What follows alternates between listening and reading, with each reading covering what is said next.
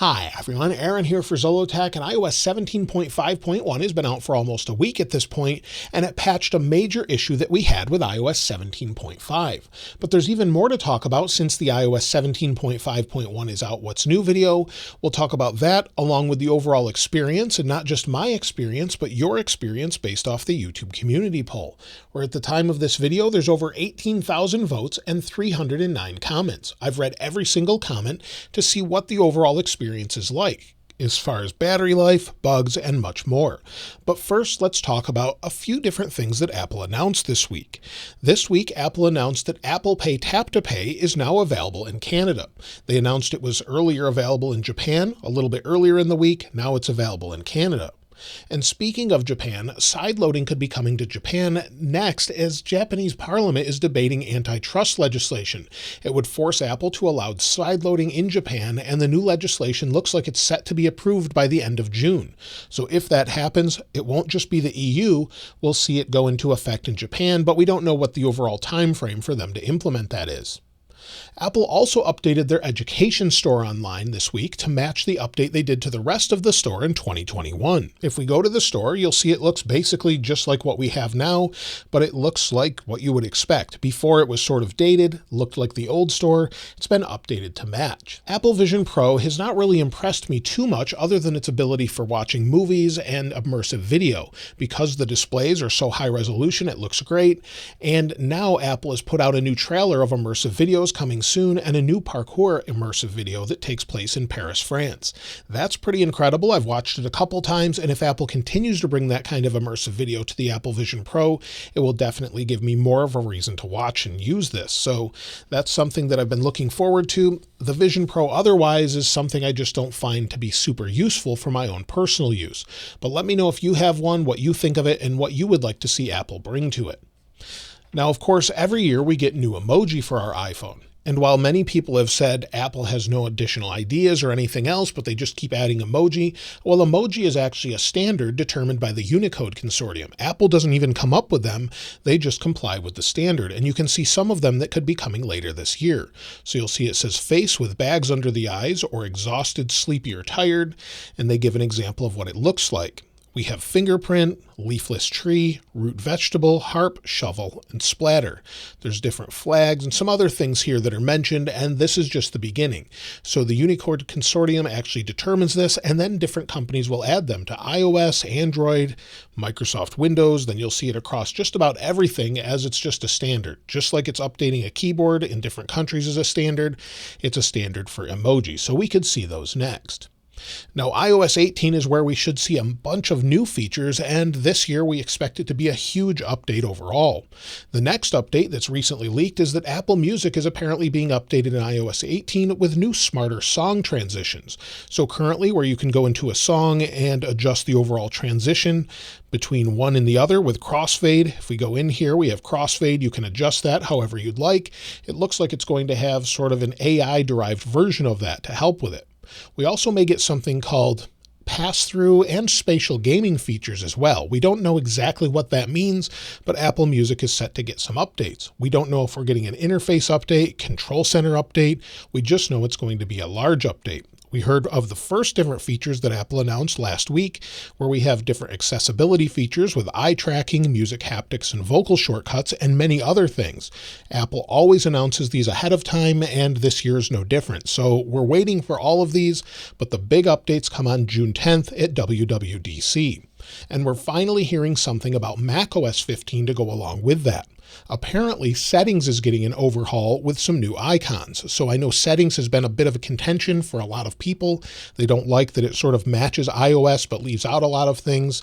And macOS 15 could get a big update with that. Maybe bringing some new icons, bringing uniformity between different devices with iPhone and iPad, so we can expect some huge improvements there. Now, last Saturday, I talked about the major issue that Apple had with iOS 17.5. It was causing photos that you deleted to reappear, and this really caused a lot of people to be frustrated.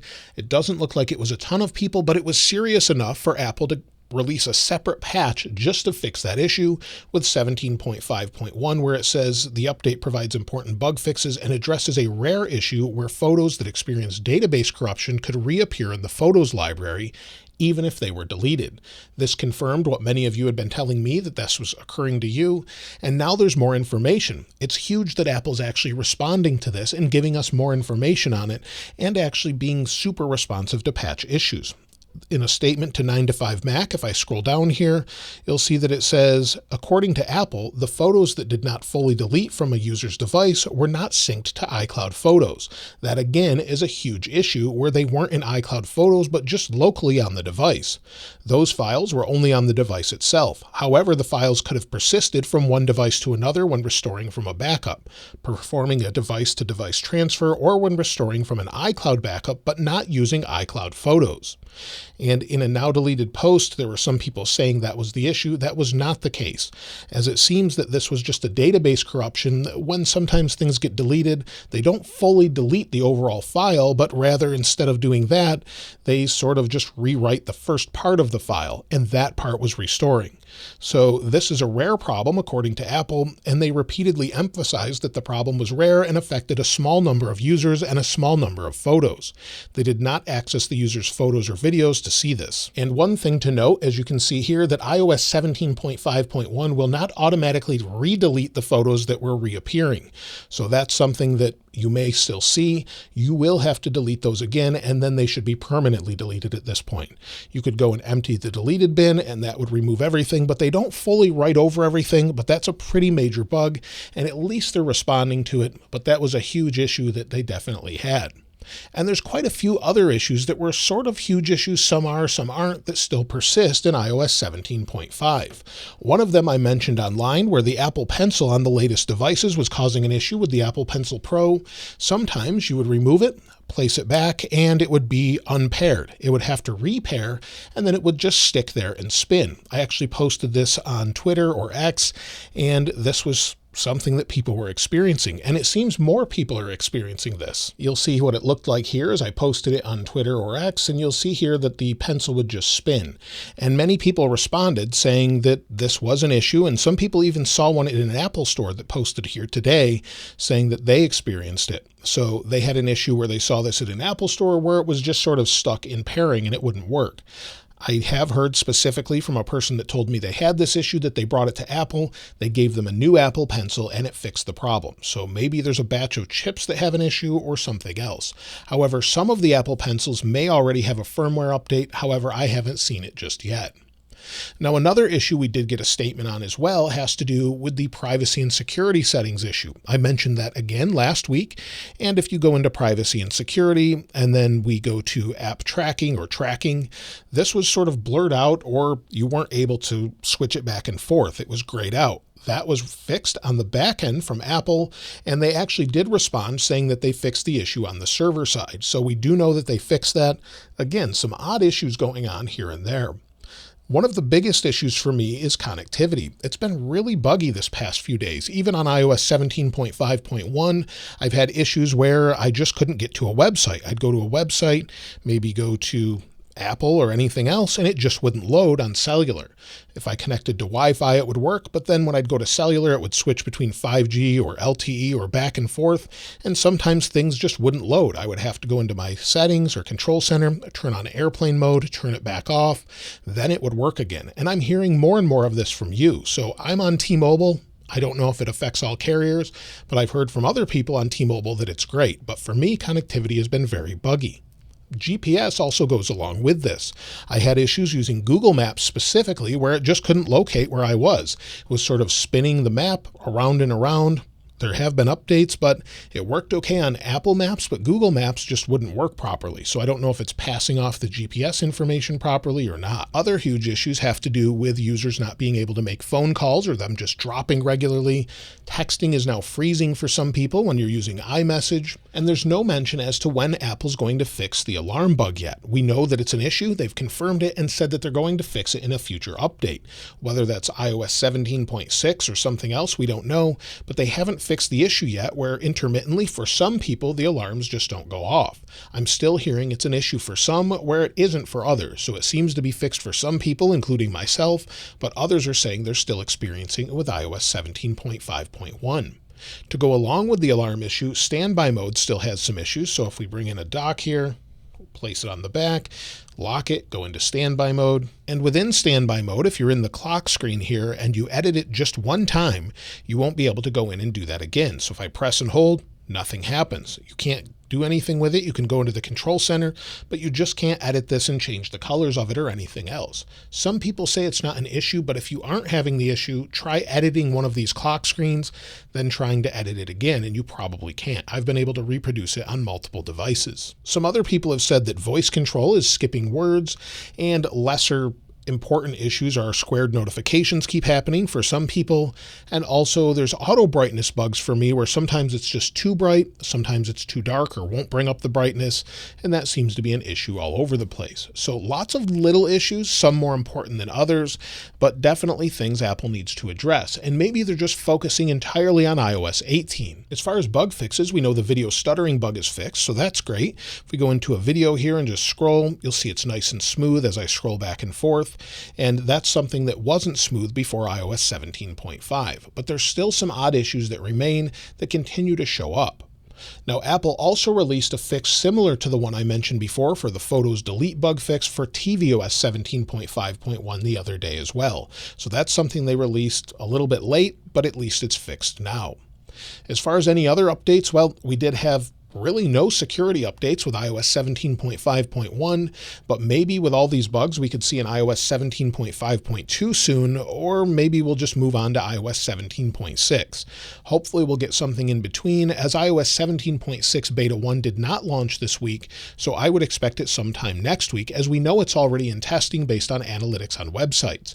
So maybe Tuesday or Wednesday again. If they don't do this, maybe they're going to just wait a long time, and then on June 10th, of course, at WWDC 2024, we'll see what iOS 18 brings, and then, of course, usually after the keynote, an hour or two after that, we'll get iOS 18 Beta 1 and we can try it out. Then the public beta is usually a few weeks later, so if you're a developer, that should be available then. The overall experience has been pretty hit or miss. Some say it's better, some say it's worse, and as far as the overall camera improvements, I don't really see a difference between iOS 17.5 and 17.5.1, as you can see from the photos here. So I don't really notice any changes here. They seem to be very similar, and week to week I don't notice any changes. Sometimes Apple improves it and doesn't say anything, but this time around it looks to be the same. As far as performance goes, though, it seems to be as good as iOS 17.5 was with the smoothness of ProMotion, or if we go back on iPhone 11, you'll see with the 60 Hz screen, both things seem to be smooth. If we go into Music, they load about equally fast. If we go into Browse, you'll see very similar, given that one device is much faster typically, and just using apps, going into things like weather, everything seems to be smooth as you would expect and nice and fast. So Apple seems to be keeping the speed up and performance up even on older devices.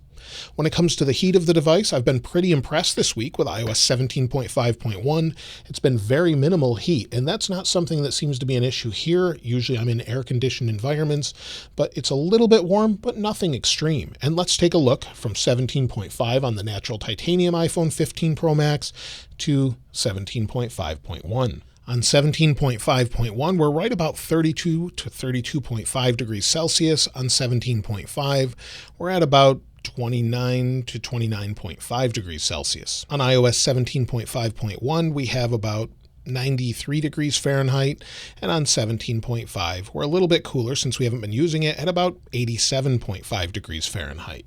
So pretty cool overall. Considering I've had this on the whole time, it seems to actually stay nice and cool just using it regularly. And when it comes to benchmarks, I ran them not too long ago, so if we go ahead and go into Geekbench 6, you'll see it scored 2,909 for single core, 7,172 for multi-core. If we take a look at the history here, it seems to be a little bit lower for multi-core than what I ran the other day and for single core, but that's after trying it 3 times, letting it cool down, but this is close enough that it seems to be holding steady and nice and fast. It's better than what we had with 17.5 in any of my tests other than early betas, so it seems to be doing well there. When it comes to overall battery life, if we go into our settings, go down to battery and battery health, you'll see I have 194 cycles. I'm down to 98%. And if we take a look at the last 10 days, my battery life hasn't been great as usual. 2 hours and 12 minutes of screen active time, 4 hours and 35 minutes of screen idle time, and I used over 75% of my battery. Today, it's improved a little bit as I have 1 hour and 59 minutes of screen active time, and I've only used, 26% of my battery. Today, it's doing much better, and I've turned off some settings to see if that improves it within Wi-Fi, trying to find external networks, and I actually turned on stolen device protection to see if it made a difference. It's actually improved. Some people suggested that that was causing poor battery, but I wanted to change one variable at a time, and I've turned off the ability for it to search for Wi-Fi networks or join them outside of what I already have set inside the Wi-Fi settings. That seems to help so far today. Now, if you're wondering if you should install iOS 17.5.1, I definitely would, especially for that photos bug fix. You really shouldn't see too much of a difference between 17.5 or 17.5.1, maybe slight performance increases, but it's mostly about fixing that database bug for Apple Photos. So that's something that they've resolved, and I wouldn't expect any major changes or differences. Give it a few days to process everything in the background, and it should be about the same.